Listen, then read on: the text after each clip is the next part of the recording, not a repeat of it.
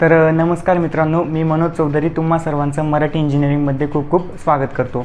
तर मागच्या व्हिडिओमध्ये आपण काय बघितलं होतं, तर प्रोग्रामिंग लँग्वेज म्हणजे काय, प्रोग्रामिंग लँग्वेजचे फायदे काय आहेत, किंवा प्रोग्राम म्हणजे काय. तर ह्या व्हिडिओमध्ये आपण काय बघणार आहोत, तर लेवल्स ऑफ प्रोग्रामिंग म्हणजे जसं की मागच्या व्हिडिओमध्ये मी तुम्हाला ओव्हरव्ह्यू दिला होता की लेवल्स ऑफ प्रोग्रामिंग म्हणजे प्रोग्रामिंग लँग्वेजच्या 3 लेवल्स असतात. तर ह्या व्हिडिओमध्ये आपण त्याच लेवल्स जरा डीपमध्ये बघूयात, म्हणजे काय असतं नेमकं त्या लेवल्स, बरोबर. तर programming levels of programming, levels of programming.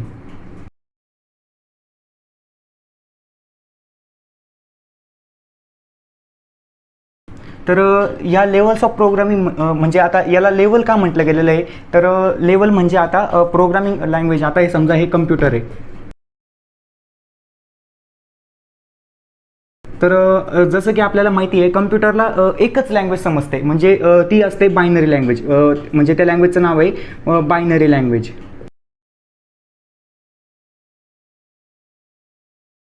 Binary language म्हणजे काय, 0 1 0 1, मग ते काही असू शकतात. आणि ह्या लँग्वेजचा जो प्रोसेसिंग स्पीड असतो तो खूप जास्त असतो. म्हणजे प्रोसेसर आता ह्या लँग्वेजला जेव्हा प्रोसेसर एक्झिक्यूट करण्यासाठी सुरुवात करतं तेव्हा त्याचा स्पीड हा अतिशय जास्त असतो. म्हणजे मिली सेकंड्समध्ये सुद्धा कॅल्क्युलेट करायला गेलो तरी सुद्धा त्याचा स्पीड खूप जास्त असतो. त्यामुळे आणि याला लेवल्स का म्हटलं गेलेलं आहे, तर कम्प्युटर लँग्वेजला आता आपण समजा काय शिकतोय, प्रोग्रामिंग लँग्वेजेस शिकतोय, बरोबर. तर प्रोग्रामिंग लँग्वेजेस शिकताना तर आपण जे लिहितो ते एकतर हाय लेवलमध्ये लिहितो.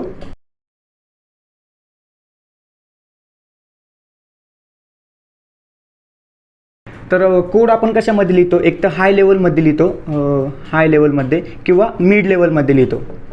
आता लो लेवलमध्ये कोड लिहिण्यासाठी तर सध्या तर कोणी लिहितच नाही, सध्या म्हणजे काय लिहितच नाही. तर लो लेवलमध्ये कोड लिहिण्यासाठी खूप कॉम्प्लिकेटेड असतो. आता स्टार्टिंगला जेव्हा प्रोग्रामिंग लँग्वेजेस नव्हत्या तेव्हा तर लिहित असेल ते तर मला काही आयडिया नाही, पण आता सध्या तरी ह्या दोनच लँग्वेजमध्ये म्हणजे या दोनच लेवल्समध्ये कोड लिहिला जातो, बरोबर. तर आता हाय लेवल काय, मिड लेवल काय किंवा लो लेवल काय, हे सर्व आपण बघूयात. तर याच्या 3 लेवल्समध्ये सर्वप्रथम ही लो लेवल असते, लो लेवल.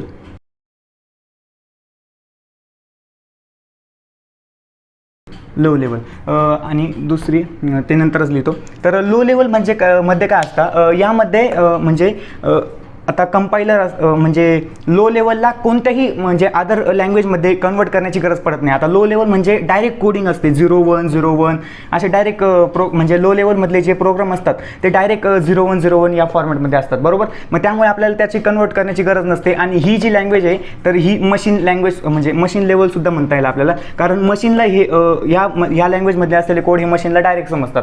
म्हणजे जो मशीनचा जो आता CPU असतो, जेव्हा प्रोग्राम आपला एक्झिक्यूट करतो तेव्हा तो प्रोसेसर म्हणजे प्रोसेस करताना लो लेवलचा कोड हा कशामध्येही कन्वर्ट न करता डायरेक्ट तो एक्झिक्यूट करू शकतो, बरोबर. त्यामुळे आणि लो लेवलमध्ये 2 लँग्वेजेस येतात, एक मशीन लँग्वेज येते, मशीन लँग्वेज, आणि दुसरी असेंब्ली लँग्वेज येते, बरोबर. असेंब्ली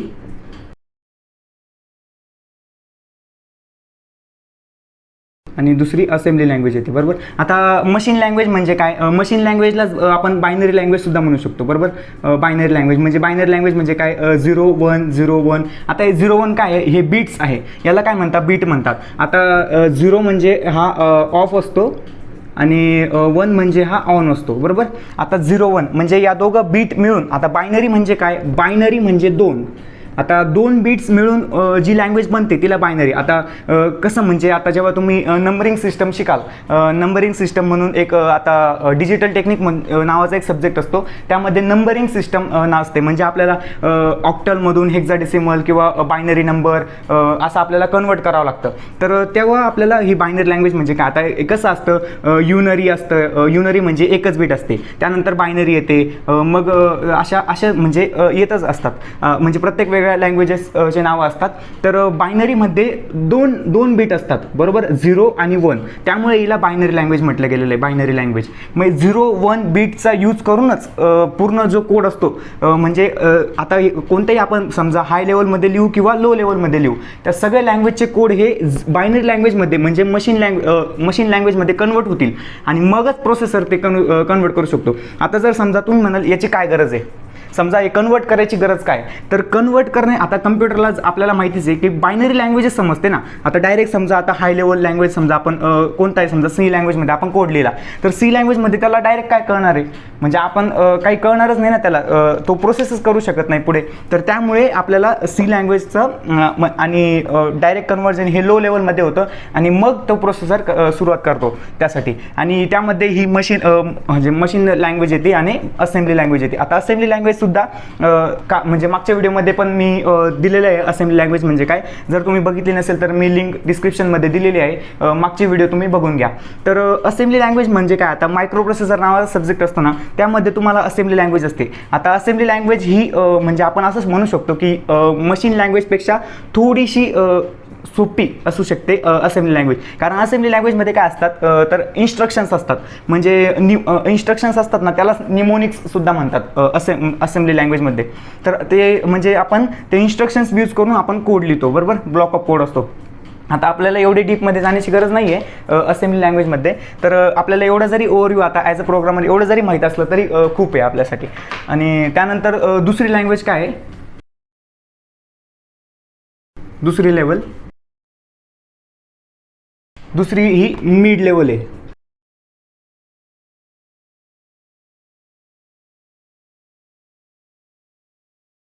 आता मिड लेवल म्हणजे काय आहे, आता ऑब्वियसली नावावरूनच आपल्याला समजते मिड लेवल म्हणजे मध्यम असू शकते, ते मध्यम लेवलची. आता मिड लेवल म्हणजे काय, तर मिड लेवल ही अशी लँग्वेज आहे, अशी लेवल आहे की जी हाय लेवलला पण सपोर्ट करते आणि लो लेवल, या दोघं फीचरला सपोर्ट करते. म्हणजे आता या मिड लेवललाच इंटरमिडिएट लेवल किंवा म्हणजे इंटरमिडिएट लँग्वेज किंवा सुडो लँग्वेज सुद्धा म्हणतात. इंटरमिडिएट लँग्वेज,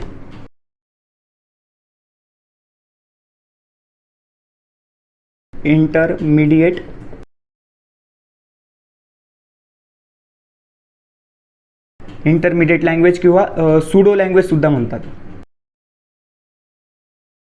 हां, तर मिड लेवल आणि म्हणजे आता मिड लेवलचं कन्वर्जन हे लो लेवलमध्ये केलं जातं. आता मी सांगितलं की लो लेवलमध्ये केलं जातं. आणि मग आता मिड लेवलमध्ये कोणते लँग्वेजेस येतात, तर सी लँग्वेज येते. एक्झाम्पल मिड लेवलचे काय येतात, तर सी लँग्वेज आहे, C++ लँग्वेज आहे. ह्या दोन्ही लँग्वेज अजूनही काय असतील, पण ह्या दोन लँग्वेजेस ह्या मिड लेवलमध्ये येतात. म्हणजे ह्या लँग्वेजचं कन्वर्जन हे लो लेवलमध्ये होतं आणि लो लेवलमध्ये झाल्यानंतर प्रोसेसर त्या प्रोग्रामला एक्झिक्यूट करतो, बरोबर. मग आता हे मिड लेवल झाली आणि हे दोन लक्षात ठेवा. आणि त्यानंतरची आपली तिसरी लेवल म्हणजे, आणि आता आपण सध्या जास्तीत जास्त तिसऱ्या लेवलवरच काम करतो आपण, म्हणजे high level language. Mid level, low level, mid level आणि हाय लेवल.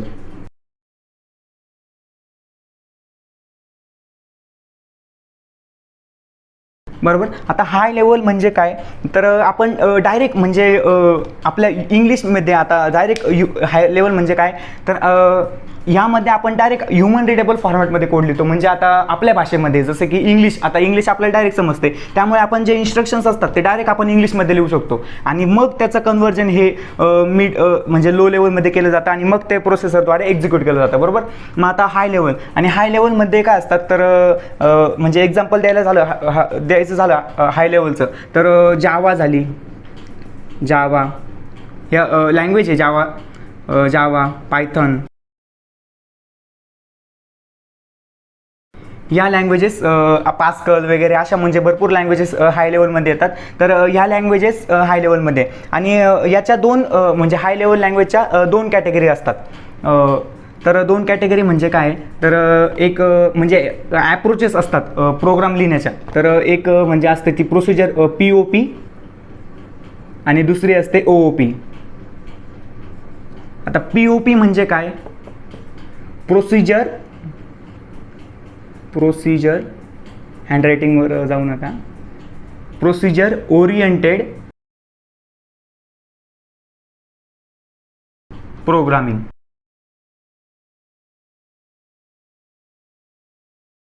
आणि OOP म्हणजे काय, object oriented programming. Object oriented programming.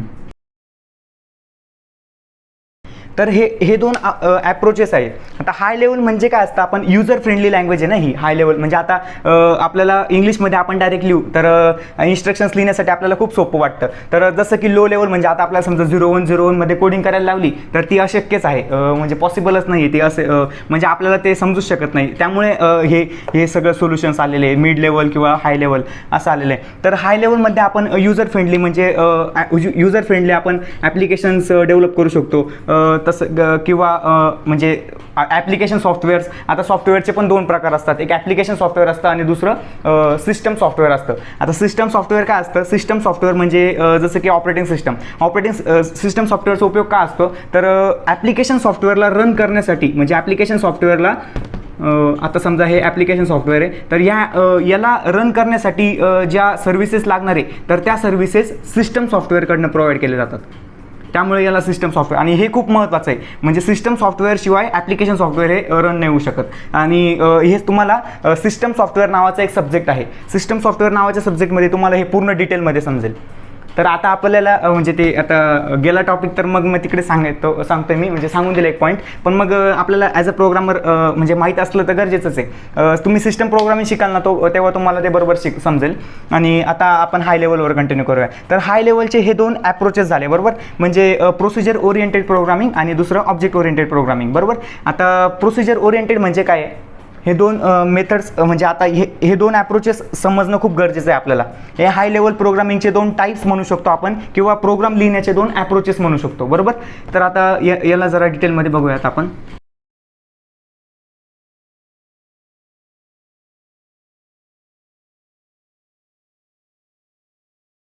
तर पहिला काय होता आपला प्रोसिजर ओरिएंटेड प्रोग्रामिंग बरोबर. मी POP लिहितो. हा POP प्रोसिजर ओरिएंटेड प्रोग्रामिंगचा शॉर्ट फॉर्म आहे. त्यामुळे आणि तुम्हाला म्हणजे जनरली समजा आता क्वेश्चन पेपरमध्ये सुद्धा येतं explain the meaning of POP असं, म्हणजे काही POPs म्हणतात जनरली. आपण प्रोसिजर ओरिएंटेड एवढं पूर्ण म्हणत नाही, डायरेक्ट POP म्हणतो आणि OOP म्हणतो. आता हे दोन ॲप्रोचेस असतात बरोबर. आता याचा फुल फॉर्म जो आहे तो प्रोसिजर ओरिएंटेड प्रोग्रामिंग, हे तुम्हाला लक्षात आहेच बरोबर. मग आता हा काय एक ॲप्रोच आहे, म्हणजे ही एक पद्धत आहे, कोड लिहिण्याची एक पद्धत आहे ही.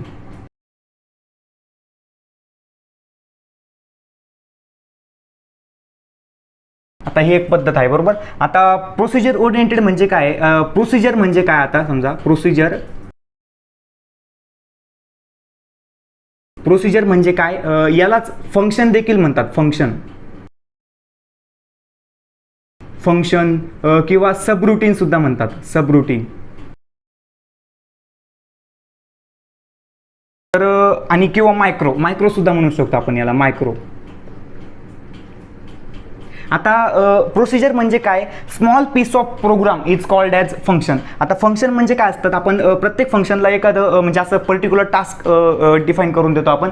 तर ते फंक्शन काय करतं, आता फंक्शन टॉपिक जेव्हा आपण शिकू तेव्हा तुम्हाला फंक्शन म्हणजे काय ते समजेलच. पण फंक्शनमध्ये काय असतात, तर म्हणजे मल्टिपल ब्लॉक ऑफ, समजा आता 10 ओळी आपण परत लिहिण्यापेक्षा आपण ते एका फंक्शनमध्ये टाकूयात आणि मग त्याला पुन्हा न लिहिता ते डायरेक्ट कॉल करून आपण ते हे करू शकतो आपण, म्हणजे हे करू शकतो, रन करू शकतो आपण त्या कोड बरोबर. आता हे जेव्हा मी फंक्शन तुम्हाला शिकवेल, फंक्शन नावाचं टॉपिक आहे ते आपण अतिशय डिटेलमध्ये शिकणार आहोत.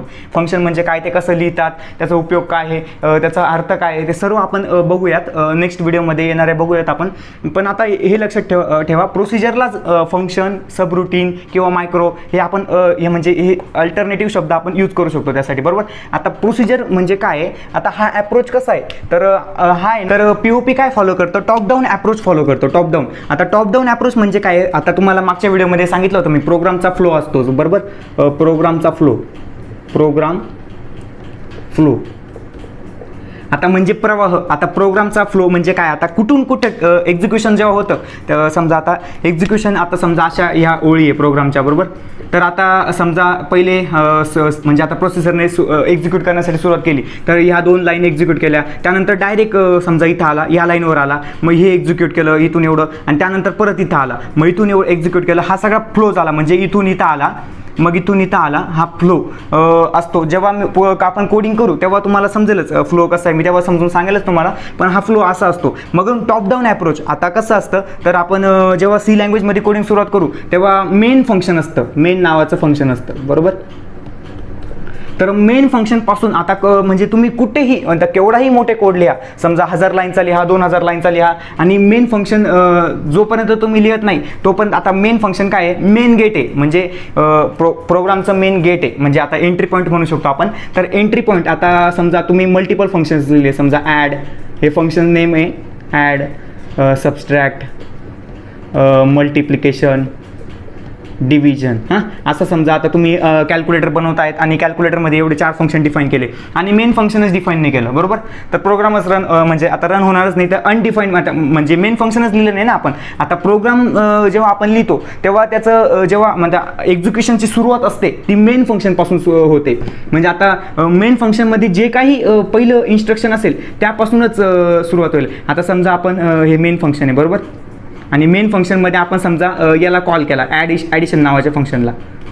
मग सर्वात प्रथम आता प्रोग्राम कंट्रोलर असतो, प्रोग्राम कंट्रोलर इथं येईल, मेन फंक्शन आहे, बरोबर आहे, त्याची डेफिनेशन म्हणजे स्पेलिंग बरोबर आहे की नाही ते लिहिलं, आणि हे पॅरेंथेसिस दिलेले आहे की नाही हे सर्व चेक करतो. त्याशिवाय आपला प्रोग्राम रन होत नाही, म्हणजे एरर येतात प्रोग्राममध्ये. आता एरर म्हणजे काय ते आपण पुढे बघणारच होतो ह्याच व्हिडिओमध्ये. तर इथे आला, मग त्यानंतर ॲडिशन फंक्शनला हा असं आपण कॉल करतो फंक्शनला. मग ॲडिशनची जिथेही आपण बॉडी लिहू तिथे तो जाईल, बरोबर, प्रोग्राम कंट्रोलर. मग त्यामुळे हे मेन गेट आहे. म्हणजे इथूनच तुम्ही कुठेही या फंक्शनला कुठेही लिहा, आपण लिहा, मेन म्हणजे अतिशय महत्त्वाचं मोस्ट हे फंक्शन असतं, तर हे लिहावंच लागतं. आणि मग हे फंक्शन तुम्ही कुठेही लिहा कोडमध्ये. तर आता हे टॉप डाऊन अप्रोच म्हणजे काय, आता आपण स्टँडर्ड समजा आपण फॉलो करायला गेलो तर आपल्याला काय सांगता येते, टॉप डाऊन अप्रोच म्हणजे वरून आपण खाली येऊ, बरोबर.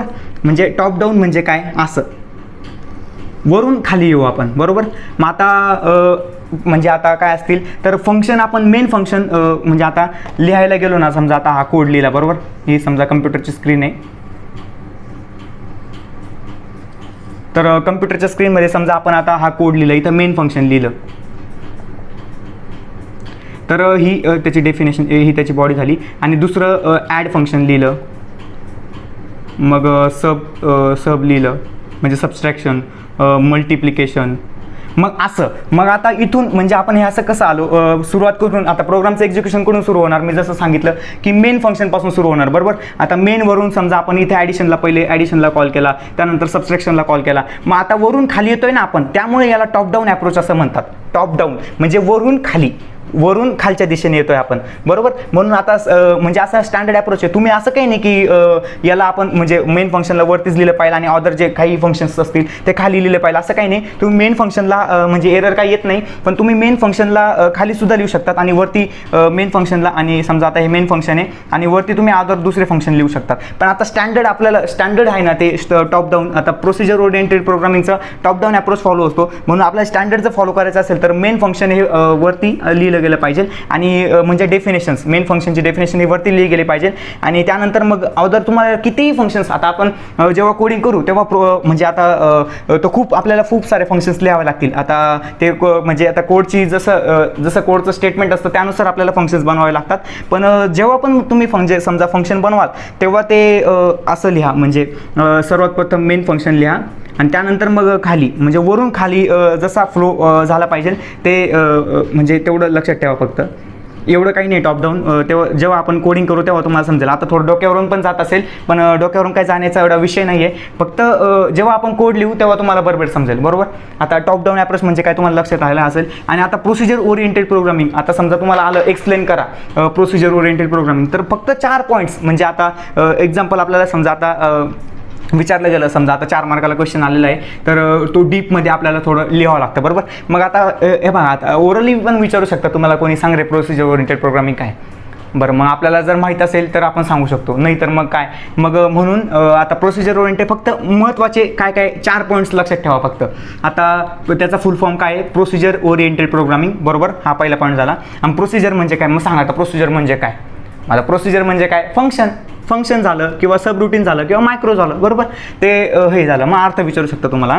आणि मग टॉप डाऊन अप्रोच, हा एवढा पॉईंट लक्षात ठेवा. टॉप डाऊन अप्रोच म्हणजे काय, त्याचा प्रवाह जो असतो तो वरून खाली असतो, टॉप टू डाऊन म्हणजे वरून खालपर्यंत, बरोबर, हा दुसरा पॉईंट झाला. आणि यामध्ये जो डेटा असतो म्हणजे यावर आपण समजा आता फोकस असतो, आपण प्रोग्राम लिहिताना फोकस कशावर करतो, तर आपण we are focus on functions rather than data. आता या स्टेटमेंटचा अर्थ काय झाला, जेव्हा आपण प्रोसिजर ओरिएंटेडमध्ये कोड लिहितो तेव्हा फंक्शन्सवर आपण जास्त फोकस करतो. आता फंक्शन्स म्हणजे काय, ॲडिशन, सबस्ट्रॅक्शन, मल्टिप्लिकेशन, डिव्हिजन, हे सर्व फंक्शन्स झाले. मग आपण जेव्हा पण कोड लिहू तेव्हा आपण फंक्शनवर फोकस करतो, डेटावर फोकस करत नाही आपण. आता डेटा म्हणजे काय, डेटा म्हणजे काही असू शकतं. आता डेटा म्हणजे व्हॅल्यूज, आता 5, 10 किंवा आता मनोज असं नाव झालं, हे सगळं हा काय झाला, हा डेटा झाला, बरोबर. आता हे सगळे म्हणजे हा डेटावर आपण फोकस नाही करत, तर आपण फंक्शनवर फोकस करतो. आता फंक्शनवर फोकस करण्याचं कारण काय आहे, तर आपण याच्यामध्ये मॉड्युलॅरिटी अप्रोच फॉलो करतो. आता मॉड्युलॅरिटी म्हणजे काय, मॉड्युलॅरिटी म्हणजे आता एक कॉम्प्लेक्स प्रोग्राम असेल समजा, आता एखादं कॉम्प्लेक्स टास्क असेल तर त्यामध्ये समजा एकदम मोठं काम असेल समजा, तर आपण त्याला काय करतो, स्मॉल पीसमध्ये डिवाइड करतो. आता हा एवढा मोठा हा हे, तर याला आपण समजा याचे स्मॉल पीस बनवले आणि प्रत्येकाला वेगवेगळे टास्क असाइन करून दिलं, बरोबर. तर ते आता हे हा एवढा मोठा हा कॉम्प्लेक्स टास्क आहे आपल्यासाठी आणि हे सर्व फंक्शन्स आहे, फंक्शन नंबर 1, फंक्शन नंबर 2, नंतर 3, नंतर 4, बरोबर. आता हे प्रत्येक फंक्शनला आपण एक कार्य करून म्हणजे एक कार्य. आता समजा आता तुम्हाला उदाहरण द्यायचं झालं मॉड्युलॅरिटी म्हणजे काय, कॉम्प्लेक्स टास्कला आपण स्मॉल पार्टमध्ये त्याचं सोल्युशन बनवतो, त्यालाच मॉड्युलॅरिटी असं म्हणतात, बरोबर. आता हा एक कॉम्प्लेक्स टास्क समजून घ्या. आपल्याला कॉम्प्लेक्स टास्कला आपण एक स्मॉल पीसमध्ये डिवाइड केलं आणि प्रत्येक टास्क म्हणजे प्रत्येक पीसला आपण वेगवेगळं कार्य डिफाईन करून दिलं, बरोबर. आता तुम्हाला उदाहरण द्यायचं झालं तर तुम्हाला समजा कॅल्क्युलेटर बनवायला लागलं, बरोबर. आता म्हणजे एकदम सोपं उदाहरण देतो तुम्हाला, एकदम प्रॅक्टिकल नॉलेजचं. तर समजा तुम्हाला कॅल्क्युलेटर बनवायला लावलं आणि कॅल्क्युलेटरमध्ये सांगितलं तुम्हाला तर सगळे फंक्शन्स म्हणजे आता तुम्हाला कॅल्क्युलेटरमध्ये आपण कसं करतो, प्रोसेस कशी असते, समजा हे कॅल्क्युलेटर आहे, बरोबर, इथं स्क्रीन आणि असे बटन असतात. मग आता हे कॅल्क्युलेटर आहे आणि मग इथं असं नंबर डिस्प्ले होता, बरोबर. आता तुम्हाला म्हणजे हे कसं आहे याचं आपल्याला म्हणजे जेव्हा आपण कोड लिहू ते पूर्ण समजून पहिले आपल्याला वर्किंग माहिती पाहिजे. आता कॅल्क्युलेटरमध्ये काय काय होतं ते आपल्याला माहिती पाहिजे, ते जर माहीत नसेल तर आपण कोडच नाही लिहू शकत, बरोबर. म्हणून आपल्याला पहिले रिक्वायरमेंट्स काय आहे ते रिक्वायरमेंट्स समजून घेतल्या गेल्या पाहिजे. आता आपण कॅल्क्युलेटरमध्ये काय करतो, सर्वप्रथम आपण पहिला नंबर घेतो, बरोबर. फर्स्ट नंबर एंटर करतो युजर, पहिला फर्स्ट नंबर, त्यानंतर मग सिम्बॉल, ऑपरेशनचं सिम्बॉल. आता त्याला कोणतं ऑपरेशन परफॉर्म करायचं आहे, ॲडिशन, सबस्ट्रॅक्शन, मल्टिप्लिकेशन किंवा डिव्हिजन. मग आता ऑपरेशन सिम्बॉल हे सर्व आपल्याला युजरकडनं आपण गेट करतो आणि मग आपण त्यावर फॉर्म्युला म्हणजे फॉर्म्युला अप्लाय करून तसं आपण कोड लिहितो आणि मग रिझल्ट परत युजरला डिस्प्ले करतो, तो इथं परत डिस्प्ले होतो, बरोबर. मग ऑपरेशन सिम्बॉल आणि मग सेकंड नंबर, असं असतं, बरोबर. आता हे जरा तुमच्या डोक्यावरून जरी जात असेल ना तरी म्हणजे आता एकदा परत म्हणजे मी तुम्हाला नीट सांगतो तेव्हा तुम्हाला म्हणजे आता व्हिडिओ जरा मागे करून पण तुम्ही एकदा परत बघा तर नक्कीच तुम्हाला समजेल. आणि जेव्हा म्हणजे एवढं पण टेन्शन घ्यायची गरज नाही आहे, जेव्हा आपण कोड लिहू ना तेव्हा तुम्हाला बरोबर समजेल. आणि जेव्हा आपण जसं पुढे जातो ना, आता समजा मला पण एवढं हे सुरुवातीला हे एवढं म्हणजे मॉड्युलॅरिटी काय वगैरे हे कॉम्प्लेक्स वाटत होतं जरा, म्हणजे त्यामुळे नंतर मी स्वतः कोड लिहत गेलो आणि रिक्वायरमेंट्स काय ते समजली. मग स्वतः कोड लिहून बघितला, एरर पण आल्या, मला एरर आल्या किंवा कोड रन झाला नाही वगैरे असे सर्व झालं. पण त्यानंतर करत गेलो मी, त्यानंतर म्हणजे माझे पण कोड रन होत गेले. म्हणजे मी पण जवळजवळ 100, 200, 250, 300 लाईनचा कोड लिहिला गेला, बरोबर. मग आता हे झालं. मग आता आपल्याला कॅल्क्युलेटरमध्ये मल्टिपल्स ऑपरेशन असतं, बरोबर. आता ॲडिशन पण आपल्याला कॅल्क्युलेटर काय करतं, ॲडिशन करून देतं, सबस्ट्रॅक्शन करून देतं, मल्टिप्लिकेशन करून देतं, डिव्हिजन करून देतं, बरोबर. आता तुम्हाला समजा एखादा आला आणि तो म्हटला तुम्ही आता त्याला तर काही घेणं नाही, तुम्हाला समजा आता प्रोग्रामर आला तर तो म्हटला तुम्हाला सर्व जे आहे हे सर्व लॉजिक्स, ॲडिशनचं पण लॉजिक, सबस्ट्रॅक्शनचं पण लॉजिक, मल्टिप्लिकेशनचं पण लॉजिक आणि डिव्हिजनचं पण लॉजिक तू एकाच मेन मेथडमध्येच लिही. तर मेन मेथडसुद्धा म्हणतात बरं का फंक्शनला.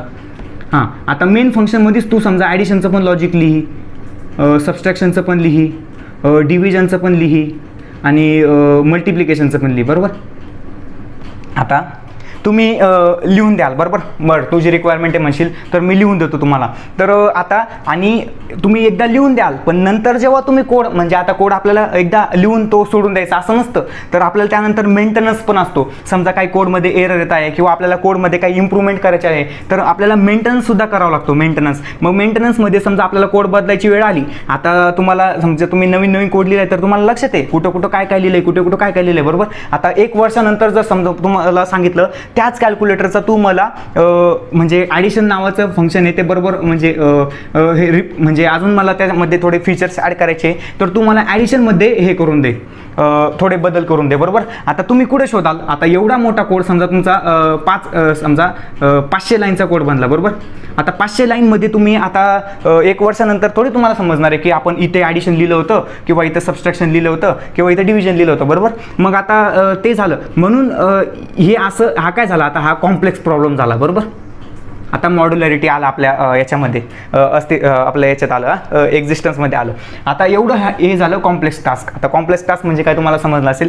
मग याला आपण सोल्युशन म्हणून काय करू शकतो, मेन नावाचं फंक्शन वेगळं, मेन तर आपल्याला लिहावंच लागतं, ते मोस्ट आहे आपल्याला, आणि ॲडिशन नावाचं फंक्शन वेगळं, सबस्ट्रॅक्शन नावाचं वेगळं, डिव्हिजन आणि सो ऑन.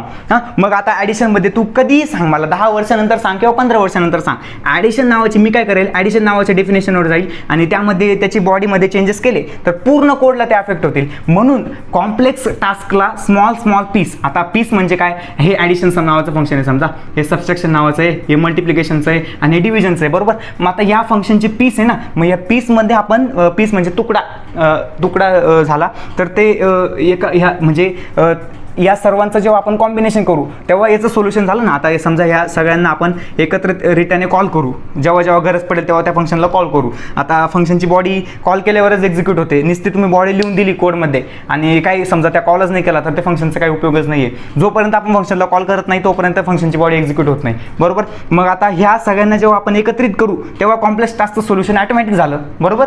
म्हणून याला म्हणतात मॉड्युलॅरिटी.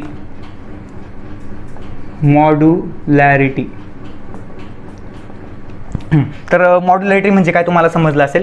मग हे आणि फंक्शन्सवर आपण फोकस करतो रादर दॅन डेटा, हे पण लक्षात ठेवा. तर हे एवढे मेन पॉईंट्स जरी तुम्ही लक्षात ठेवले तरी तुम्ही प्रोसिजर ओरिएंटेड प्रोग्रामिंगला म्हणजे कोणाला असं ओरली पण तुम्हाला समजा एक्सप्लेन करायला लावलं तर तुम्ही म्हणजे अतिशय सोप्या पद्धतीने करू शकतात. असं समजा एक्झाम्पल देऊन वगैरे सर्व करू शकतो, बरोबर. आता आपण प्रोसिजर ओरिएंटेड प्रोग्रामिंग झालं, आता आपण ऑब्जेक्ट ओरिएंटेड प्रोग्रामिंग बघूयात, बरोबर. आणि एक राहिलं, समजा आपण प्रोसिजर ओरिएंटेड प्रोग्रामिंगमध्ये ना आता हे काय सांगितलं आपण, फंक्शन्स म्हणजे आपण we are focus on functions rather than data, म्हणजे डेटापेक्षा आपण फंक्शनवर जास्त फोकस करतो. तर आता समजा हे मल्टिपल फंक्शन्स ॲडिशन सबस्ट्रॅक्शन, तर यामध्ये आपण डेटा हा फ्रीली म्हणजे कोणत्याही प्रकारचं आपल्याला रिस्ट्रिक्शन नसतं. डेटा समजा आता एका फंक्शनमधून आपल्याला दुसऱ्या फंक्शनमध्ये डेटा ट्रान्सफर करायचा आहे तर कोणत्याही प्रकारचं रिस्ट्रिक्शन्स नसतं आपल्याला, म्हणजे आपण freely openly data direct one फंक्शनमधून दुसऱ्या फंक्शनमध्ये ट्रान्सफर करू शकतो किंवा पाठवू शकतो, बरोबर.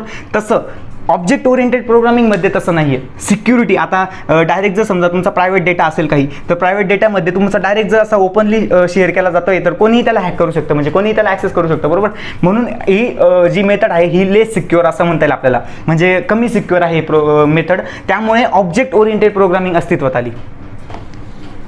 आता ऑब्जेक्ट ओरिएंटेड प्रोग्रामिंग काय ते बघूयात आपण.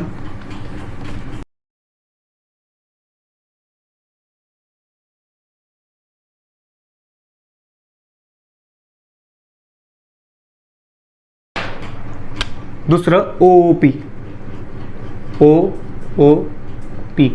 ऑब्जेक्ट ओरिएंटेड प्रोग्रामिंग, बरोबर. हा त्याचा फुल फॉर्म आहे. आता OOP मध्ये काय होतं तर हा आता म्हणजे यामध्ये कसं असतं तर त्यामध्ये टॉप डाऊन अप्रोच होता, यामध्ये बॉटम अप अप्रोच असतो. बॉटम अप म्हणजे खालून वरती. आता आपण POP मध्ये कसं वरून खाली येत होतो, बरोबर. आता बॉटम अपमध्ये त्याचं अपोजिट केलं तर वरून म्हणजे खालून वरती जातो आपण. यामध्ये वरून खाली येतो आणि यामध्ये वरून आपलं यामध्ये वरून खाली येतो आणि यामध्ये खालून वरती जातो, बरोबर. म्हणून याला म्हणतात bottom up approach. Bottom up approach. तर हे झालं. मग आता या बॉटम अप अप्रोच काय म्हणजे ते नीट तुम्हाला समजून सांगतो. आता हा पण काय आहे, फ्लो आहे याचा. आता समजा आपण यामध्ये कसं लिहितो, C++ लँग्वेज जेव्हा आपण शिकू, C++ किंवा जावा, तर यामध्ये ना म्हणजे मेन फंक्शन जे असतं ते सर्वात खाली असतं. म्हणजे तुम्हाला आता समजा तुम्हाला एका प्रोग्राम लिहायला लावला आणि त्यामध्ये समजा 10 फंक्शन्स असतील, तर हे 10 फंक्शन्स नंबर समजा 1 नंबरचं फंक्शन, 2 नंबरचं फंक्शन, 3 नंबरचं फंक्शन, या अप टू सो ऑन 10 नंबरपर्यंत तुम्ही हे फंक्शनच्या बॉडी म्हणजे लिहाल तुम्ही. बॉडी म्हणजे फंक्शनची जी मेथड असते तिलाच बॉडी देखील म्हणतात फंक्शनला. तर या सर्व फंक्शनच्या बॉडी लिहून मग तुम्ही सर्वात शेवटी मेन अप्रोच आपलं मेन फंक्शन लिहाल, बरोबर. आणि मग इथून तुम्ही त्या फंक्शनला कॉल कराल. समजा आपलं काय होतं ते ॲड फंक्शन होतं, सब होतं, हां. आणि मग यांना आपण कॉल करू तेव्हा ॲडिशन, समजा इथं तुम्ही इथं ॲडिशनची बॉडी लिहिलेली आहे, हां. समजा अशी तुम्ही ॲडिशनची, नंतर इथं सबस्ट्रॅक्शनची बॉडी लिहिलेली, बरोबर. आता ॲडिशनला इथे कॉल केला तर मग आपण खालून वरती चाललो आहे बघा, खालून वरती इथे जाईल. आता इथं जेव्हा प्रोग्राम कंट्रोलर येईल सगळ्यात पहिले मेन फंक्शन मस्ट असतं. मेन फंक्शन लिहिलं, इथं आलो, इथं चेक केलं, ॲडिशन फंक्शनला कॉल केला आहे, बरं इथं आलो, मग खालून वरती आलो, ॲडिशन फंक्शनची बॉडी एक्झिक्यूट केली. आणि जेव्हा पण फंक्शनची बॉडी पूर्ण एक्झिक्यूट होते तेव्हा परत आपला प्रोग्राम कंट्रोलर असतो तो इथे येतो, जिथून आपण कॉल करतो तिथे येतो. आणि त्यानंतर मग परत सबस्ट्रॅक्शनला कॉल केला आहे, बरोबर. मग आता सबस्ट्रॅक्शनची बॉडी कुठे लिहिली आपण, इथे लिहिली आहे, बरोबर. हां, मग हे झालं बॉटम अप ॲप्रोच, बरोबर. बॉटम अप ॲप्रोच म्हणजे खालून वरच्या दिशेने आपण जातोय. म्हणून हा प्रोग्रामचा फ्लो हे सुद्धा स्टँडर्ड आहे. असं काही नाही की आपण समजा मेनला समजा वरतीच लिहिलं पाहिजे आणि बाकीचे फंक्शन खाली, असं सुद्धा लिहू शकतो. पण जे स्टँडर्ड आहे आपलं ते स्टँडर्ड फॉलो करायचं असेल तर असं लिहिलं गेलं पाहिजे, बरोबर. हे झालं बॉटम अप ॲप्रोचचं. आणि जसं की मी तुम्हाला बोललो, यामध्ये डेटा खूप सारे रिस्ट्रिक्शन्स असतात. म्हणजे डेटा आपण एका फंक्शनमधून दुसऱ्या फंक्शनमध्ये आपण ट्रान्सफर करू शकत नाही. म्हणजे करू शकतो पण त्यावर खूप सारे रिस्ट्रिक्शन्स पण असतात, बरोबर. आता त्यामध्ये म्हणजे आता डेटावरती ना लेवल्स असतात, म्हणजे पब्लिक, प्रायव्हेट, प्रोटेक्टेड, ह्या समजा ॲक्सेस मेथड्स असतात, ॲक्सेस लेवल. तर ते आपण जेव्हा शिकू तेव्हा बघूयात. आता मी तुम्हाला काही जास्त सांगून म्हणजे आता टेन्शनमध्ये आणत नाही. जेव्हा जेव्हा आपण करू ना तेव्हा बरोबर बघूयात. मग याच्यामध्ये आपण we are focus on data rather than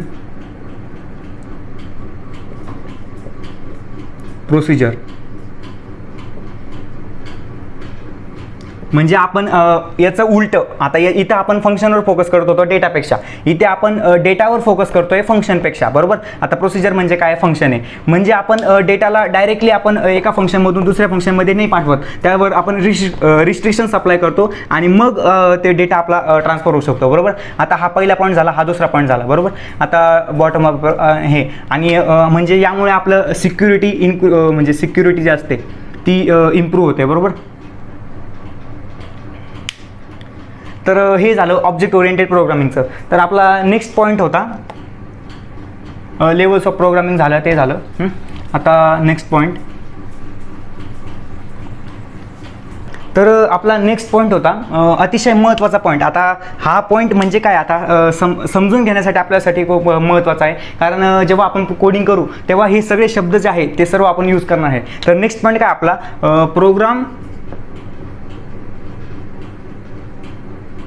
programme compilation process.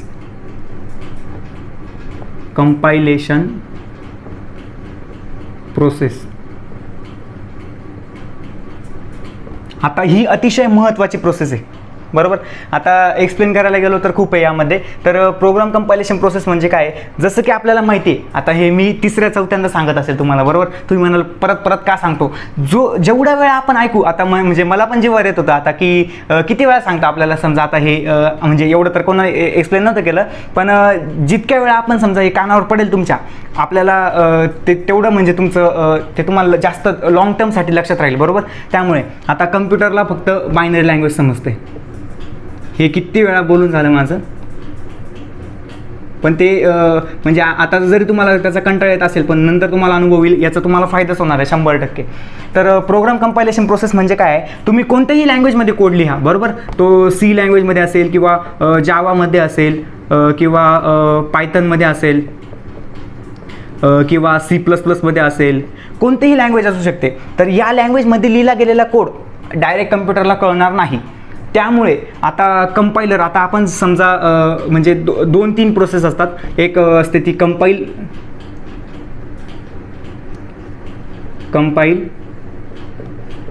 आणि रन, या दोन अतिशय महत्त्वाच्या प्रोसेसेस आहेत. म्हणजे या जेव्हा पण आपण कोड लिहू, जोपर्यंत आपला कोड कंपाईल होत नाही तोपर्यंत आपला कोड रन होणार नाही. आता रन म्हणजे काय आहे, तर आपला जेव्हा CPU म्हणजे CPU एक्झिक्युशनला जेव्हा आपला प्रोग्रामला घेतो, समजा आपला ही प्रोग्रामची फाईल आहे आणि त्यामध्ये हे असा इन्स्ट्रक्शन्स लिहिलेले आहे बरोबर, आणि हा समजा आपला CPU आहे.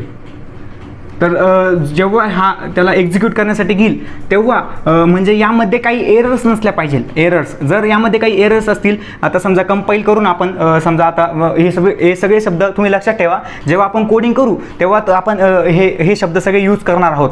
म्हणजे आता कोड कंपाईल करा, मग रन करा, जोपर्यंत कोड कंपाईल होत नाही तोपर्यंत कोड रन होत नाही आपला. तर हे सर्व, आणि जेव्हा आपण समजा आता सॉफ्टवेअरमध्ये आपण कोडिंग करू तेव्हा सॉफ्टवेअरमध्ये म्हणजे त्याला इंटिग्रेटेड डेव्हलपमेंट एन्व्हायरमेंट म्हणतात, IDE, आपण डेव CPP यूज करणार आहोत कोडिंगसाठी.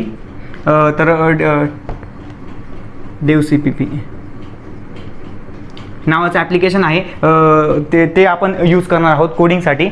तर त्यामध्ये बटन्स असतात. म्हणजे आता जेव्हा आपण कोड लिहू त्यावर म्हणजे 3 बटन असतात, म्हणजे असे भरपूर असतात. तर एक कंपाईल असतं, दुसरं रन नावाचं बटन असतं, आणि तिसरं कंपाईल आणि रन, म्हणजे पहिले कोड कंपाईल होतो आणि मग रन होतो.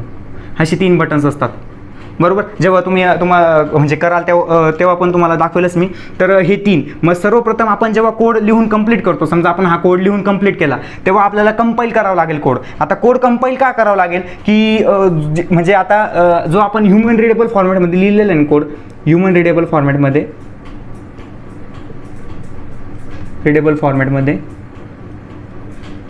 तर त्याला ह्युमन रिडेबल फॉर्मॅटमध्ये जो कोड लिहितो आपण त्याला सोर्स कोड म्हणतात. Source code. आता हा तर ऑब्वियसली कम्प्युटरला डायरेक्ट समजणार नाही, म्हणून आपल्याला कन्व्हर्जन करावं लागेल. आता कन्व्हर्जनसाठी मग कंपायलर नावाचा कन्सेप्ट आपला म्हणजे येतो, कंपायलर नावाचा कन्सेप्ट येतो. मग कंपायलर नावाचा कन्सेप्ट काय करतो, या कोड आपला हा कोड, आता समजा हे कंपायलर आहे आणि त्याला आपण म्हणजे तो काय करतो, source code as a input घेतो, सोर्स कोड, आणि आपल्याला हे देतो target code as a output देतो आपल्याला. टार्गेट कोड म्हणजे source code as a input घेईल. हा कंपायलर आहे आपला, खूप महत्त्वाचा कंपायलर आहे, कारण त्याशिवाय आपला कोड रनच होणार नाही. आपल्याला कोड रन करण्यासाठीच आपण कोड लिहितो बरोबर. मग source code as a input घेईल आणि त्याला प्रोसेस करेल त्यावर, आणि मग तो टार्गेट कोड जनरेट करेल. आणि टार्गेट कोडलाच मशीन कोडसुद्धा म्हणू शकतो आपण, मशीन कोड. आणि हा जो कोड असतो हा आपल्या कम्प्युटरला समजतो, म्हणजे हा मशीन लँग्वेजमध्ये असू शकतो. तर हा कोड आता आपण म्हणजे कंपायलर आपण म्हणजे सगळ्या लँग्वेजमध्ये येईल. सीमध्ये येऊ शकतं, सीमध्ये पण आहे, जावामध्ये पण आहे, पायथनमध्ये पण आहे, C++ पण आहे. म्हणजे कंपायलर जेव्हा आपण हे कंपायलर बटनवर क्लिक करू तेव्हा ही सर्व प्रोसेस होईल. म्हणजे आता कोडचं कन्व्हर्जन होईल. मग आणि ही जेव्हा तुम्ही म्हणजे आता तुम्हाला सांगितलं होतं मी, सिस्टम सॉफ्टवेअर नावाचा सब्जेक्ट आहे, सिस्टम सॉफ्टवेअर. तर त्यामध्ये तुम्हाला सर्व ही प्रोसेस जी आहे म्हणजे काय होतं नेमकं, जर तुम्हाला इंटरेस्ट असेल तर तुम्ही गुगलवर देखील वाचू शकतात. तर ही सर्व मोठी प्रोसेस झाली मग आपला कोड जनरेट होतो. म्हणजे याच्यासुद्धा लेवल्स असतात, जवळजवळ 7 ते 8 लेवल्स आहे. आता एक्झॅक्ट मला माहीत नाही, पण मग आहे याच्यासुद्धा लेवल्स असतात. म्हणजे पहिले कोड येतो, मग त्याच्यामधल्या कमेंट्स असतात, जो एक्स्ट्रा पार्ट असतो सगळा रिमूव्ह केला जातो. मग त्यामधल्या काही एरर्स आहे का, त्या एरर सगळ्या म्हणजे त्याच्या वॉर्निंग आपल्याला एरर थ्रो केल्या जातात. मग जोपर्यंत आपण त्या एरर सॉल्व्ह करत नाही तोपर्यंत पुढं प्रोसेस होत नाही ती. मग आपल्याला ते सगळं समजतं. आता एरर म्हणजे काय आपण ते पण आपण नेक्स्ट पॉईंट बघणार, तोच एरर म्हणजे काय तेच बघणार आहोत. पण आता हे लक्षात ठेवा, कंपाईल आणि मग आपला समजा जेव्हा आपला कोड सक्सेसफुली कंपाईल होतो तेव्हा एक नवीन फाईल बनते. म्हणजे आता याचा जो समजा एक्सटेन्शन असतं हे .c, समजा आपण C लँग्वेजचं उदाहरण घेतलं तर .c नावाचं एक्सटेन्शन असतं. आता एक्सटेन्शन द्यायची काय गरज आहे, आता C लँग्वेजला म्हणजे आपल्याला आता कम्प्युटरला समजलं पाहिजे. आपण तर समजू शकतो कोड वाचून की हा C लँग्वेजमध्ये लिहिला गेलेला कोड आहे, पण तो कम्प्युटरला कसं काय समजणार. म्हणून .c जर असलं तर कम्प्युटर कन्सिडर करतो की हा C लँग्वेजमध्ये कोड लिहिला गेलेला आहे. आता हे C++चं समजा एक्सटेन्शन असेल तर .cpp आहे. मग कम्प्युटरला समजेल की हे म्हणजे .cpp एक्सटेन्शन आहे, तर हा C++ मध्ये लिहिला गेलेला कोड आहे. आणि मग हे एक्सटेन्शनचा कोड हा कंपायलर घेणार आणि मग आपल्याला आउटपुट ॲज आउटपुट काय देणार, तो .exe फाईल देणार. मग .exe फाईल म्हणजे ही फाईल न एक्झिक्यूट होणार. कम्प्युटर जे प्रोसेसर असेल ती ही फाईल घेईल आणि मग ह्या फाईलला एक्झिक्यूट करून आपल्याला प्रोग्रामचं आउटपुट देईल, बरोबर. म्हणून कंपायलर आपला जेव्हा पण कोड जेव्हा सक्सेसफुली कंपाईल होतो तेव्हाच आपला कोड रन होतो. जर आपला कोड सक्सेसफुली कंपाईल झाला नाही तर आपला कोड रन होऊ शकत नाही, कारण यामध्ये एरर आहेत ना, तर त्या एरर जोपर्यंत आपण सॉल्व्ह करत नाही तोपर्यंत कोड रन होत नाही, हे लक्षात ठेवा. मग आपल्याला एरर म्हणजे काय ते आपण बघूयात आता.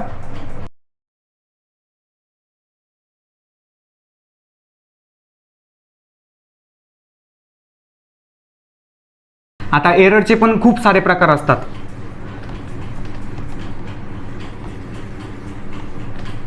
आता तिसरा आणि लास्ट पॉईंट आपला टाइप्स ऑफ एरर. आता हे जेव्हा मी स्टार्ट केलं होतं तेव्हा कोणी सांगितलं नव्हतं. म्हणजे आता डायरेक्ट कोणी आता समजा कोणी आलं तर आपल्या समजा कॉलेजचे पण आपण एक्झाम्पल घेतलं तर डायरेक्ट ते येतील, तुम्हाला सांगतील कोड सी लँग्वेज असं आहे, हे मेन फंक्शन आहे किंवा फंक्शन नावाचा कन्सेप्ट असा आहे, सगळं बरोबर सांगून देतील तुम्हाला. आता पण समजा आता एखादा एकदम सुरुवातीचा बिगिनर, आता मी जेव्हा होतो बिगिनर तेव्हा मला पण कोणी सांगितलं नव्हतं, पण आता माझा मित्र बोलला होता मला की जेव्हा तू सुरुवात केली होती तेव्हा तू म्हणजे आता काय कसं आता समजा तुला जर कोणाला शिकवायला लावलं एकदम शून्यापासून किंवा अतिशय त्याला काहीच माहीत नाही आहे तर त्याला तू कसं सांगणार. त्यामुळे मी म्हणजे माझ्याकडनं प्रयत्न करतोय की जेवढं तुम्हाला बेसिक गोष्ट ज्या महत्त्वाच्या आहेत त्याच तुम्हाला सांगेल, फक्त ज्या एक्स्ट्राचं काही सांगणार नाही. तर एरर म्हणजे काय, आता ते म्हणजे काही लोकांना आता असू शकतात काही म्हणजे बऱ्यापैकी लोकांना माहिती असेल एरर म्हणजे काय, तर काहींना नसेल माहिती, पण त्यांची पण काही चुकी नाही आहे. आता ते पहिल्यांदा जर समजा या प्रोफेशनमध्ये आलेले तर त्यांना पण हे म्हणजे पहिल्यांदा सांगणं गरजेचं आहे, बरोबर. म्हणून आता एरर म्हणजे काय, चुका. आपल्या आता मराठीमध्ये अर्थ घ्यायला गेलो, आपण मराठीमध्ये शिकतोय म्हणून चूक, ज्या आपण मिस्टेक्स करतो ना कोडमध्ये त्या चुका असतात त्याला आपण एरर म्हणतो, बरोबर. आता एररचे पण खूप सारे प्रकार असतात, बरोबर. सर्वप्रथम असते ती कंपाईल टाईम एरर.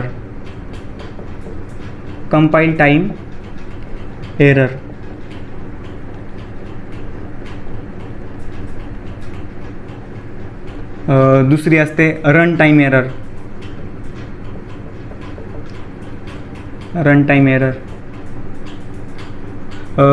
तिसरा झाला समजा सिंटॅक्स एरर. म्हणजे बरेच प्रकार आहेत, खूप सारे एरर आहे. आता लिंकर एरर आहे झाली, लोडर एरर झाली, ते सगळे म्हणजे सिस्टम सॉफ्टवेअर तुम्ही शिकाल तर त्यामध्ये बरोबर समजेल तुम्हाला. Syntax error, logical error.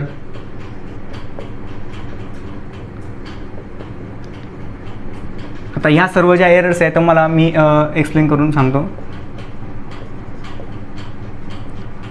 अजून भरपूर प्रकार आहे, हे चारच नाही, अजून बरेच प्रकार आहे. तुम्ही सर्च कराल तर तुम्हाला नक्कीच सापडेल, पण जे महत्त्वाचं जे आहे ते मी तुम्हाला सांगतो. आता कंपाईल टाईम एरर म्हणजे काय आहे, तर जेव्हा आपला कोड समजा आपण आता या कंपाईल टाईमलाच स्टॅटिक एरर सुद्धा म्हणतात. स्टॅटिक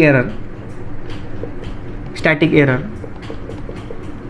आता जोपर्यंत आपण समजा आपला कोड म्हणजे कंपाईल होत नाही सक्सेसफुल, आता त्यामध्ये म्हणजे कंपाईल टाईम एररमध्ये अनेक एरर असू शकतात. समजा आपण एखादा आता प्रोग्रामिंगमध्ये कसं असतं, प्रत्येक स्टेटमेंटचं एंड हा सेमिकोलन, हा जो सिम्बॉल आहे याला सेमिकोलन म्हणतात. असा एक डॉट असतो आणि एक कॉमा असतो, असा याला सेमिकोलन म्हणतात. म्हणजे प्रत्येक स्टेटमेंटचा एंड हा सेमिकोलनने होतो, बरोबर. मग सेमिकोलन जर आपण समजा दिला नाही एखाद्या स्टेटमेंटला, समजा आपण विसरून गेलो काय, तर मग ही एरर येते, कंपाईल टाईम एरर.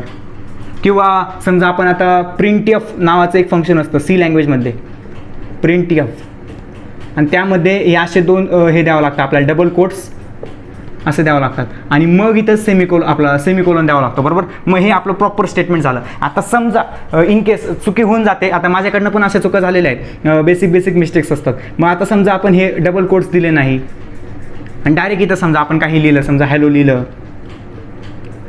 तर हॅलो, मग इथे आपल्याला एरर थ्रो करणार. कंपायलर जो आहे तो एरर थ्रो 100% करणार, कारण आपला हे डबल कोट्स नाही आहे ना, तर तोपर्यंत देत नाही तोपर्यंत आपला कोड रनच होणार नाही. म्हणजे कंपाईलची ती फाईल बनणार नाही आणि मग आपला कोड रन होणार नाही. म्हणजे अशा ज्या एरर असतात, आता समजा आता हे झालं, तुम्ही डबल कोट्स दिले पण प्रिंटएफची स्पेलिंग मिस्टेक केली. समजा आपण प्रिंटएफ त्याची स्पेलिंग काय आहे, PRINTF.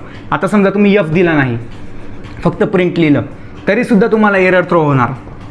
आता इतक्या बारीक बारीक मिस्टेक्स असतात म्हणजे ह्या काही लक्षात येत नाही, आणि या लक्षात येण्यासाठी सुद्धा खूप सारा वेळ द्यावा लागतो. आता जेव्हा मी स्टार्टिंग केली होती तेव्हा माझ्याकडनं पण अशीच मिस्टेक झाली होती, मी खरं सांगतो. तर प्रिंटेप नावाची स्पेलिंग म्हणजे काय झालं होतं, मी म्हणजे काहीतरी आता होतं, पण प्रिंटेप नावाची स्पेलिंग माझ्याकडनं मिस्टेक होत होती आणि ते मला समजत नव्हतं. मग मी म्हणजे आता जेव्हा एक्सपिरियन्स आला तेव्हा ते समजायला लागलं. पण मग त्यानंतर मग मी ही मिस्टेक आहे मला समजलं नाही, मी दुसरीकडेच आता कोडमध्ये बघत होतो, अरे इथं काही चुकलं का, इथं काही चुकलं का, इथं काय, पण मी स्पेलिंग मिस्टेक आहे तेच समजलं नाही. मग अशा जे एरर हे जे समजून घेण्यासाठी आपल्याला जास्तीत जास्त जेवढा म्हणजे कोडिंगमध्ये आपण वेळ देऊ तेव्हा आपल्याला बरोबर समजतं. आणि बघताच आता तर नाही, आपल्याला आता तर बघताच मी समजू शकतो की आपल्याला कुठं कुठं काय काय एरर आली, कोणत्या भागात काय एरर आलेली ते बरोबर सॉल्व्ह करू शकतो. तर असं झालं होतं. मग ह्या ज्या झाल्या त्या कंपाईल टाईम एरर झाल्या, म्हणजे कंपाईल करण्या अगोदर जे एरर येतात, आता स्पेलिंग मिस्टेक झाली किंवा काही तुम्ही समजा आता हां बरं सगळं स्पेलिंग बरोबर लिहिली, डबल कोट दिली, सेमिकोलॉन दिला, आणि कुठे काहीतरी असं म्हणजे या प्रोग्रामिंग इतकं लिमिटेड आहे म्हणजे त्याला एक्स्ट्रा काहीच चालत नाही. जे आता समजा एक्स्ट्रा तुम्ही आता समजा कुठं काही आता प्रिंटेप नावाचे समजा इथं काही तुमच्याकडनं डॉट दिला गेला, समजा ही स्क्रीन आहे बरोबर कम्प्युटरची, आणि ह्या स्क्रीनमध्ये समजा तुम्ही कोड लिहिला आणि समजा इथं प्रिंटेप एवढा सगळा कोड लिहिला तुमचा झाला सगळं, अजून इथं स्टेटमेंट्स लिहिले, आणि त्यानंतर समजा तुमचा इथं डॉट जरी राहून गेला एक एक्स्ट्रा, हे तुम्हाला करून दाखवेल मी जेव्हा प्रॅक्टिकल कोडिंग करून आपण तेव्हा तुम्हाला करून दाखवेल. इथं जरी असा एक्स्ट्रा डॉट जरी असला तरी पण तुम्हाला एरर 100% थ्रो होणार म्हणजे होणार. एक्स्ट्रा काहीच चालत नाही इथं, जेवढं महत्त्वाचं आहे तेवढंच चालतं फक्त. आता इथं जोपर्यंत तुम्ही हा डॉट इरेज करत नाही ना तोपर्यंत तो कोड रन होणार नाही. कंपाईल टाईम एरर थ्रो होणार म्हणजे होणार. म्हणजे अशा ज्या काही मिस्टेक्स असतात त्या कंपाईल टाईम एरर असतात बरोबर. आता दुसरा काय आपला रन टाईम एरर. आता रन टाईम एरर म्हणजे काय, याचं एकदम पॉप्युलर उदाहरण आहे, तुम्ही कुठेही सर्च करा. रन टाईमला एररलाच काय म्हणतात, डायनामिक एरर म्हणतात, डायनामिक एरर सुद्धा म्हणतात.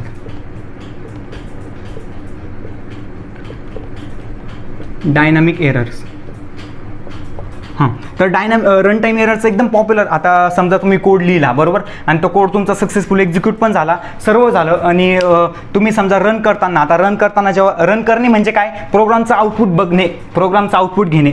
आता समजा हा कोड लिहिला तुम्ही आणि एक म्हणजे ब्लॅक विंडो येते आपल्यासमोर, जेव्हा कोड आपला सक्सेसफुल रन होतो तेव्हा एक ब्लॅक विंडो येते आणि मग त्याचे आउटपुट्स दिसतं आपल्याला. म्हणजे प्रोग्रामचा जो सोर्स कोड आहे, सोर्स कोड नाही दिसत आपल्याला, त्याचं आउटपुट जे आहे ना तेच आपल्याला दिसतं फक्त.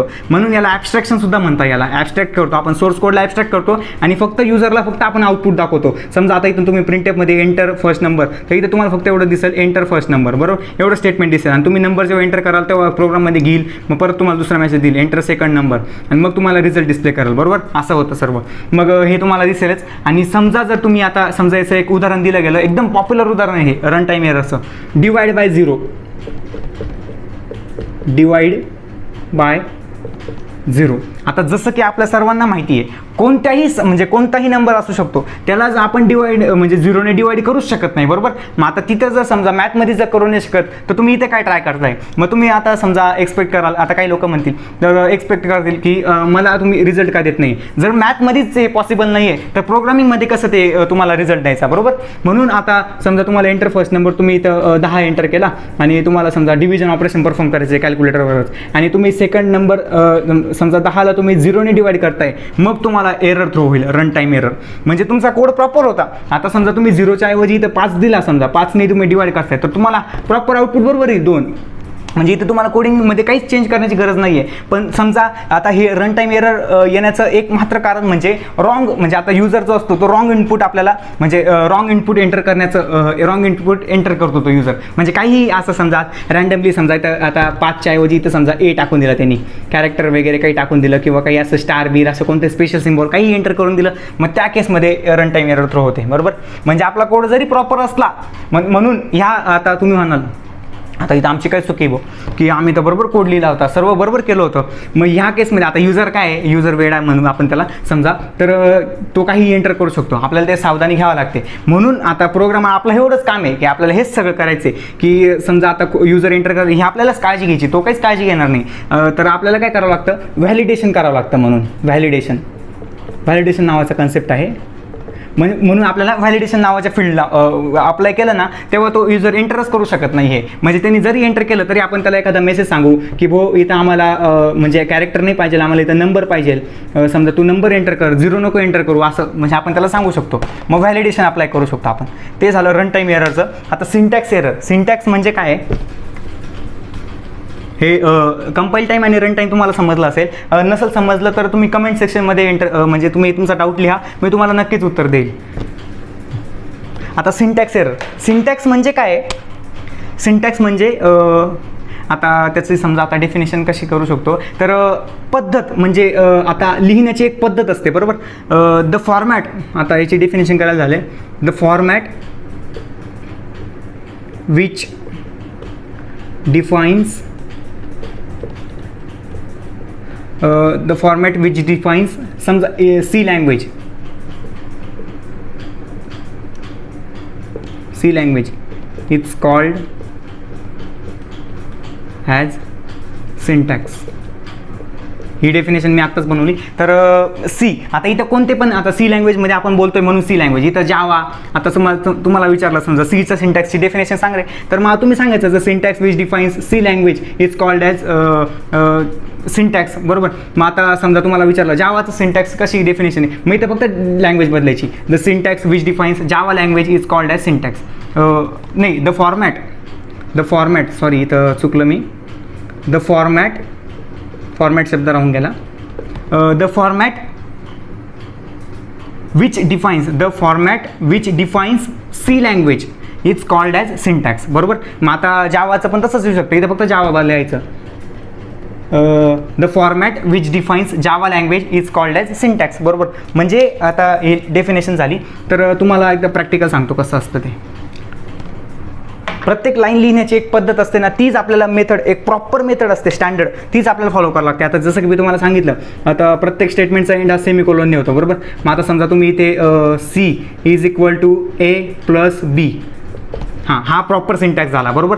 मग आता तुम्ही असं नाही करू शकत की ते आता मॅथमध्ये उलटं सुलटं कसंही करा, ते बरोबर कन्सिडर केलं जातं. तसं सी लँग्वेज आपलं म्हणजे प्रोग्रामिंग, सी नाही कोणत्याच प्रोग्रामिंगमध्ये तुम्हाला असं आलो, आता समजा हा प्रॉपर हा व्हॅलिड सिंटॅक्स आहे. आता जर समजा तुम्ही हे मॅथमध्ये तुम्हाला प्रूव्ह करा, आता समजा आहे बघा A plus B equal to C, आणि याचा जो समजा आता इथं 10 आहे आणि इथं 5 आहे, तर इथं 15 बनलं तर सी, आणि नंतर मग आपण इकडून फिरून घेऊ त्याला. म्हणजे असं तुम्हाला हे मॅथमध्ये अलो करतील, पण हे प्रोग्रामिंगमध्ये अजिबात अलो केलं जाणार नाही. कारण कसं आहे, म्हणजे आपल्याला प्रॉपर लिहिण्याची मेथड, आता याला म्हणतात असाइनमेंट ऑपरेटर म्हणतात. प्रोग्रामिंग नॉलेज म्हणजे प्रोग्रामिंग लँग्वेजमध्ये याला असाइनमेंट ऑपरेटर म्हणतात, बरोबर. असाइनमेंट ऑपरेटर म्हणजे काय, एका व्हॅरिएबलवर दुसरं व्हॅरिएबल असाइन करणे म्हणजे असाइनमेंट. म्हणजे याची जी व्हॅल्यू असेल, आता हा चुकीचा सिंटॅक्स आहे, मग अशा केसमध्ये तुम्हाला सिंटॅक्स एरर थ्रो होईल, बरोबर. मग आता तुम्हाला असंच लिहावं लागेल, C is equal to A plus B, म्हणजे याची दोघांची जी ॲडिशन असेल ती सीवर अप्लाय होईल, बरोबर.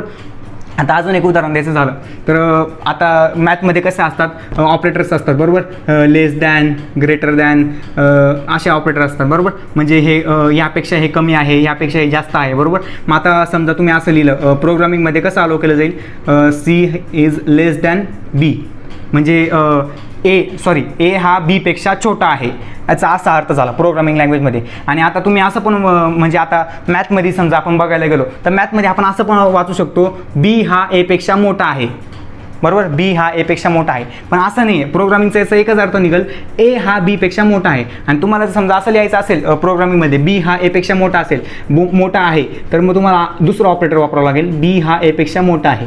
आता हे तुमचं म्हणजे डोक्यावरून जात असेल ना, तर म्हणजे एवढं टेन्शन घेऊ नका. जेव्हा तुम्ही कराल, म्हणजे परत तुम्हाला ते सांगतो, जेव्हा तुम्ही स्वतः कराल तेव्हा तुम्हाला बरोबर लक्षात येईल. आणि मी सुद्धा तुम्हाला परत सांगेल. आणि तुम्ही समजा अजून पण तुम्हाला डाऊट असेल, हे सर्व क्लिअर नसेल झालं, तर तुम्ही परत म्हणजे व्हिडिओ मागे करून पुन्हा एकदा बघा, तुम्हाला 100% समजेल.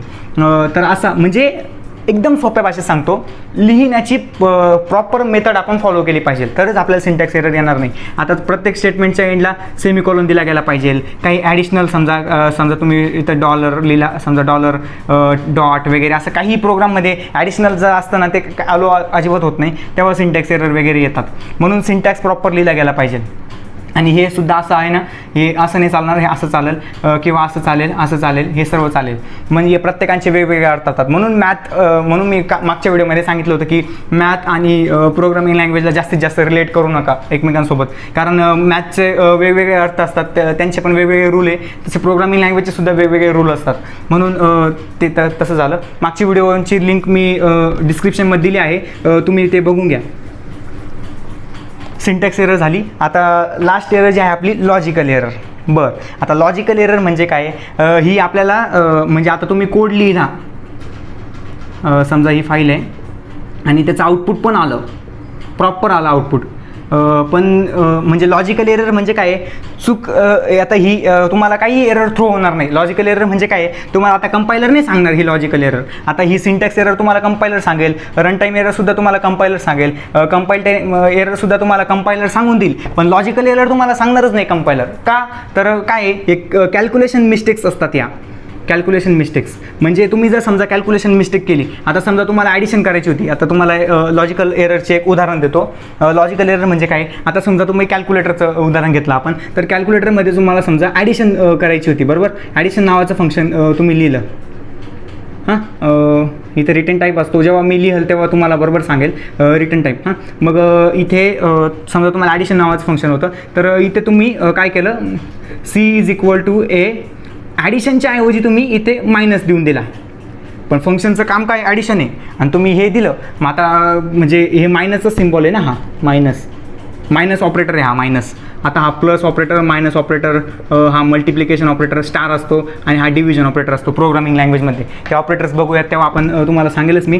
पण असे तुम्ही मिस्टेक केली समजा, आता इथे काही एरर येणार नाही. आता ते आता म्हणजे कंपायलरला थोडी माहिती आहे की ॲडिशन काय असते किंवा सबस्ट्रॅक्शन काय असते. तो फक्त काय करेल, हा सिम्बॉल बघेल, म्हणजे इथं काय करायचं आहे तुम्ही म्हणताय ॲडिशन करायची, पण तो कंपायलर म्हणेल याचा अर्थ काय? हा तो कंपायलर खूप आज्ञाकारी आहे. आज्ञाकारी म्हणजे काय? त्याला सांगितलं गेलं आहे असं जर तुला दिसलं असं, तर तू सबस्ट्रॅक्शनच करायची, तू ॲडिशन करून शहाणपणा करायचा नाही, फक्त मायनस हे असं समजा तुम्हाला जे लोगो दिसेल तर तेच करायचं. आता प्लस हे दिसेल तर तू ॲडिशनच करेल, हे दिसेल तर तो मायनस म्हणजे सबस्ट्रॅक्शनच करेल, असं स्टार जर दिसेल तर तो मल्टिप्लिकेशनच करेल. मग तुम्ही कितीही सांगा, मग त्याला ॲडिशन म्हणजे आता तो म्हणाल तुम्ही म्हणजे तुम्हाला वाटेल की ॲडिशन आपण नाव दिलेलं आहे तरी त्या कंपायलर समजलं नाही का. आता एवढं जर तो हुशार असतं तर आपली गरज काय मग, बरोबर. आता ॲडिशन म्हणजे एवढं जर त्याने समजून इथं जर करेक्शन करून दिलं तर प्रोग्रामरची गरजच नाही आहे ना. मग म्हणजे तुम्ही समजण्यात अर्थ समजून घ्या. तर असं एवढं तो करत नाही, म्हणून आपल्याला आपली गरज आहे खरं तर. असं सगळं आपल्या कंपायलरला सर्व सांगावं लागतं, बारीक बारीक गोष्टीसुद्धा आपल्याला कंपायलरला सांगावं लागतात, बरोबर. म्हणून आता लॉजिकल एरर आता तर आपली म्हणून मग आता समजा युजरने पहिला नंबर एंटर केला तो एवर आला, दुसरा नंबर एंटर केला तो बीवर आला, आणि दोघांची समजा सबस्ट्रॅक्शन आता 10, पहिला नंबर समजा 10 आहे, दुसरा नंबर समजा 5 आहे, तर त्याचा रिझल्ट जो असेल तो सीवर मायनस म्हणजे दोघांची सबस्ट्रॅक्शन केल्यानंतर 5 जो रिझल्ट असेल तो त्याला बरोबर असाइन करेल. पण तुम्ही म्हणा अरे मला तर ॲडिशन करायची होती 10 आणि 5ची, म्हणजे मला रिझल्ट 15 एक्सपेक्ट होता, पण तुम्ही असं केल्यामुळे तर इथे 5 आला. मग ही काय झाली? लॉजिकल एरर झाली. हे काय तुम्हाला कंपायलर नाही सांगणार, हे आपल्याला स्वतःला ओळखावं लागतं. म्हणजे आता तुम्हाला हे अशी एरर म्हणजे बरेच सारे लॉजिकल एररमध्ये पण बरेच व्हरायटीज ऑफ एरर येतात, पण हे एकदम तुम्हाला जस्ट समजण्यासाठी मी तुम्हाला एकदम स्मॉल एक्झाम्पल, प्रॅक्टिकल एक्झाम्पल देऊन दाखवलं. तर असं असतं म्हणजे लॉजिकल एरर तुम्हाला कंपायलर सांगणार नाही, ते आपल्याला स्वतःला ओळखावं लागेल. आणि समजा आता इथं जोपर्यंत तुम्ही इथं प्लस साईन करत नाही तोपर्यंत तुम्हाला काही हा रिझल्ट येणार नाही, हाच रिझल्ट येईल तुम्हाला. कितीही वेळा करा तुम्ही हाच रिझल्ट येईल, आणि इथेच चेंज करावं लागेल तुम्हाला. बाकी कुठेही चेंज करून काहीच फायदा नाही आहे, इथेच मेन पॉईंटवर आपल्याला हे करावं लागतं. म्हणून हा इथं समजा तुम्हाला जोपर्यंत ॲडिशन सिम्बॉल करणार नाही तोपर्यंत तुमची काय ॲडिशन होणार नाही. मग ही झाली लॉजिकल एरर. तर मित्रांनो तुम्हाला हे समजलं असेल असं एक्सपेक्ट करतो. जर समजा तुम्हाला काही डाऊट असेल तर कमेंट सेक्शनमध्ये नक्कीच सांगा, मी तुम्हाला नक्कीच त्याचं उत्तर देईल. आणि हा आपला चॅनलवरचा दुसरा व्हिडिओ होता. या आधीच्या व्हिडिओची लिंक मी डिस्क्रिप्शनमध्ये दिलेली आहे, तर ती व्हिडिओ तुम्ही देखील बघा. म्हणजे त्या व्हिडिओमध्ये प्रोग्रामिंग लँग्वेज म्हणजे काय, बेसिक गोष्ट आता सध्या काय करतो आपण, बेसिक गोष्ट प्रोग्रामिंग लँग्वेज शिकण्यासाठी जे लागतं बेसिक थिंग्स त्या सर्व आपण शिकून मगच डायरेक्ट कोडिंगवर जाऊ. आणि डायरेक्ट जर कोडिंगवर गेलो तर तुम्ही म्हणाल मी आता समजा कोडिंग डायरेक्ट सुरुवात केली असते तर डायरेक्ट तुम्हाला समजा कोड लिहून दाखवला असता, तर तुम्ही मी म्हटलो असतो कोड कंपाईल करा, तर तुम्ही म्हणाल अरे यार कंपाईल काय, मला काहीच माहीत नाही. कोड रन करा, रन काय यार तेच माहीत नाही. म्हणून मी तुम्हाला आधी सांगून दिलं की कंपाईल काय असते. आता या सर्व शब्द लक्षात ठेवा तुम्ही, हे सर्व शब्द आपण यूज करणार आहे. कंपाईल करा, रन करा, किंवा म्हणजे एरर आली आपल्या कोडमध्ये तर ते एरर सॉल्व करा वगैरे, हे सर्व शब्द आपण आपल्या नेक्स्ट व्हिडिओमध्ये यूज करणार आहोत. म्हणून तुम्हाला तेव्हा डाऊट येऊ नये म्हणून मी तुम्हाला आधीच सांगून दिलं की म्हणजे काय असतं, काय ते एरर म्हणजे काय असतं, किंवा कंपायलेशन काय असतं, रन काय असतं वगैरे, ते सर्व सांगून दिलं. तर मित्रांनो आता थांबतो मी. व्हिडिओ म्हणजे तुम्हाला कशी वाटली ते कमेंटमध्ये नक्कीच सांगा आणि चॅनलला सबस्क्राईब नक्की करा, कारण म्हणजे या अशा अनेक व्हिडिओज इन्फॉर्मेटिव्ह व्हिडिओज मी पोस्ट करणार आहे चॅनलवर, त्यामुळे तुम्हाला नोटिफिकेशन आलं पाहिजे. तर चॅनलला सबस्क्राईब नक्की करा आणि तुम्ही तुमचा अमूल्य वेळ हा व्हिडिओ बघण्यासाठी दिला त्याबद्दल तुमचे खूप खूप धन्यवाद. भेटूयात नेक्स्ट व्हिडिओमध्ये.